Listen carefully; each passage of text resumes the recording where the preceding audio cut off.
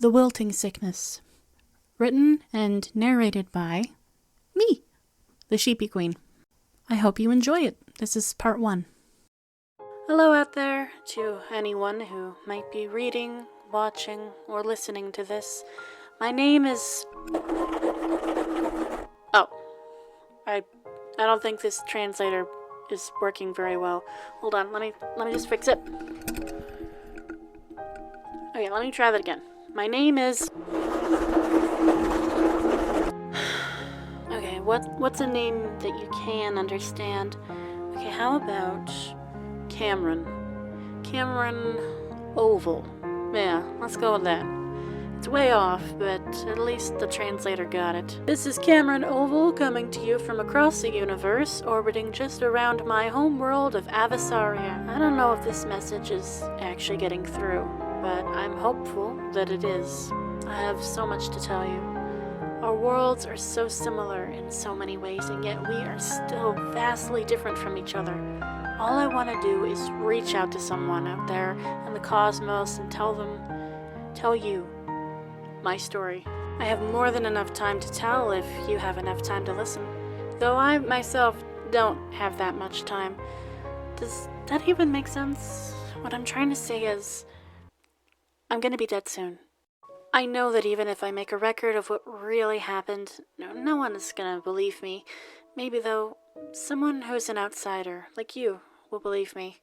Well, help me.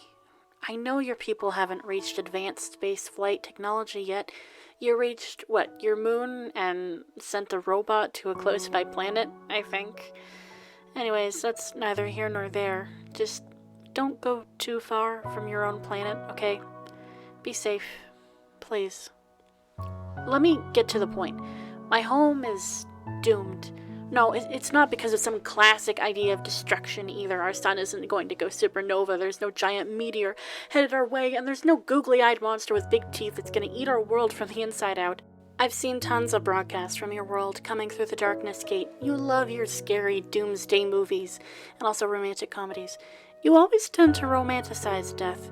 I'm sure you'll find this far more romantic than I will. Put simply, we're all sick.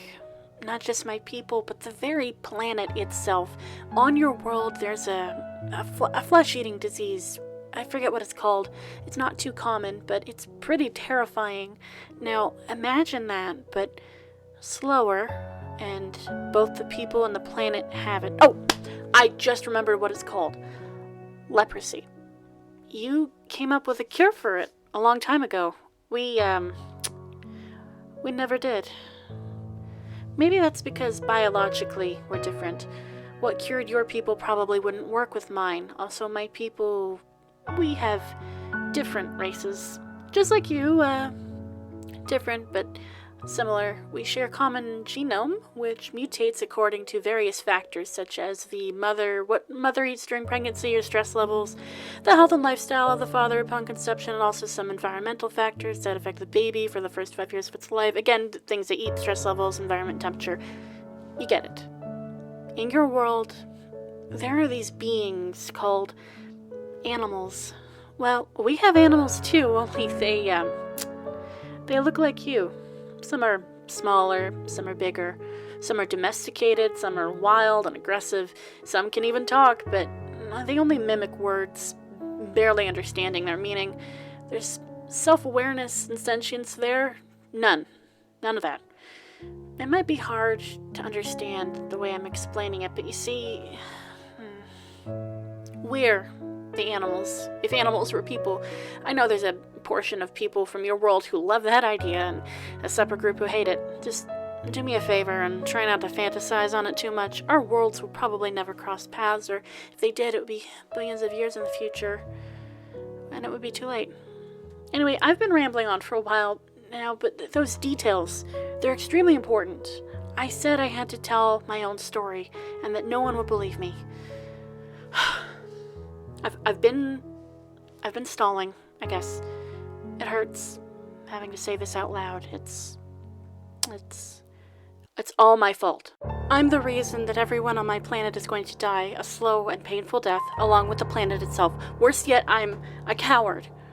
I left the planet as soon as the outbreak happened. I hopped on the first space vessel I could lay my paws on and took to the stars.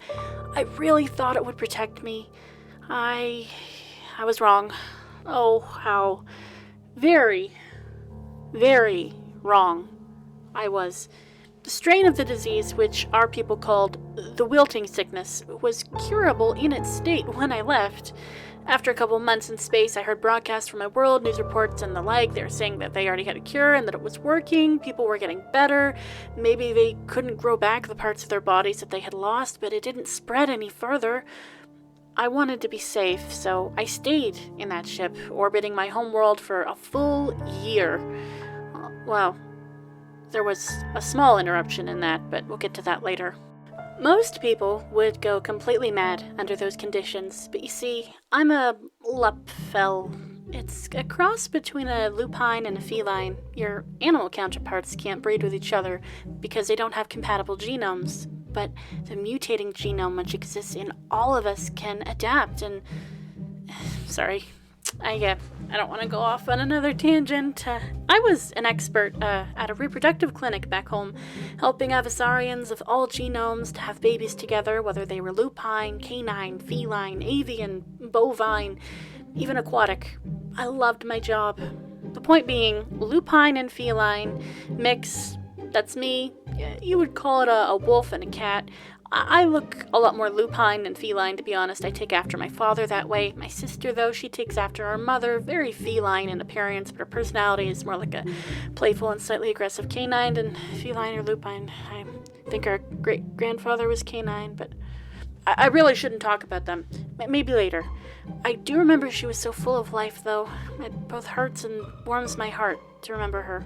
Wolves and cats do have a certain level of independence written into them by default.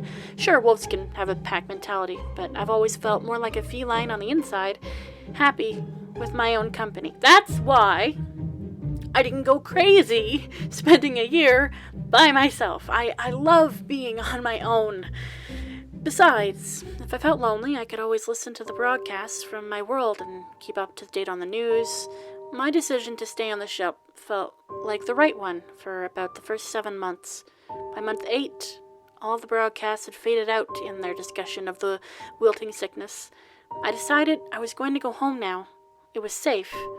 I could return to my normal life. As I was packing up my things, a few troubling thoughts had crossed my mind. This spaceship I had been living on... Yeah, I stole it. If I went back now, I'd definitely be arrested. Haha. Then again, why didn't anyone come after me? I mean, I stole a spaceship. These things are highly coveted and expensive, and it was a miracle that this one came with autopilot, actually, because I would have been toast otherwise. It's not like this is the only vessel that's space flight capable with all luxuries and amenities I could ever want. There were other ships, ones equipped with weapons and disabling devices that could easily have stopped me from... Wait... I knew it had been way too easy to steal the ship when I pushed my way past the guards. They didn't even try to stop me. In fact, they promptly stepped out of the way so I could take it, almost in a respectful way. They looked sad when I left. None of this makes sense. I'm a criminal. I'm a thief and a coward, and I don't deserve to be up here in the safety of this vessel whilst everyone was dying down below. Also, where are the other space vessels? Usually there's at least a dozen of them in orbit at any one time. The entire time I've been here, I haven't seen a single vessel other than this one. These were the thoughts going through my head at the time. It was enough to motivate me to go back, and the act of going back is how I doomed my planet. As I descended down, I thought not just of the lack of space vessels or the easy way I was able to just take one.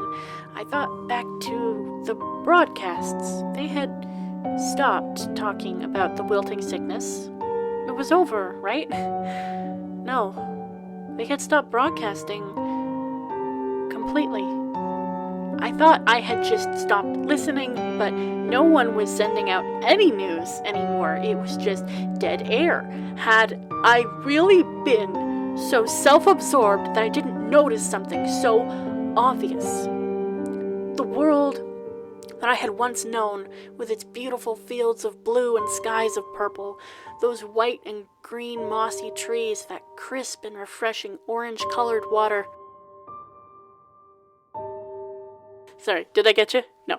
We've got green grass and blue skies, just like you. Just wanted to see if you were paying attention. Sorry. We do have white mossy trees and orange water, though. That's what worried me. The orange water. It was murky and smelled like chemicals. I landed my stolen vessel on the beach, so when I looked out at the lake nearby and saw the discoloration and smelled the awful chemical stench, I thought I knew exactly what had happened. The government, or maybe even the locals, had tried to purify the water. Yeah. But instead, they had poisoned it, or so I thought. Again, I was wrong. It was very quiet, and I was left about 20 feet from the road. I had landed there, leading to the nearest town, which may be a 5-minute walk away. I covered my nose with my hand as it was painful to breathe, and investigated around me. The water which lapped against my hairy feet felt like it burned. The water was corrosive. I backed away quickly, and that's when I saw it. It wasn't the water's fault. The regenerative oil, which had burned, cooled, and burned again like candle wax inside the spaceship, was leaking into the lake. It was a dark orange color.